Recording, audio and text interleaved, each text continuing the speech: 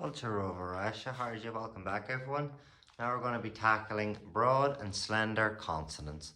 Or in Irish, consonant leachne agus an consonant chéile. Consonant leachne agus consonant chéile. Slender consonants, although these are vowels, it's the mutations these vowels have on the consonants. The slender ones are I and E, and the broad ones are A, O, and U. So, each consonant has two different expressions depending on which vowel it is coupled with. If it is coupled with a slender consonant or consonant chéile, it has one different sound, and if it's coupled with a broad consonant or consonant leachne, it has a different sound. So, let's begin. Bag, bag, versus bonk, bonk.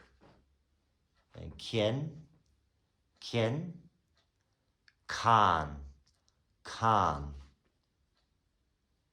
junior, junior, daris, daris, far, far, fan, fan, gal, gal, galda, galda, meal, meal, mall, mall,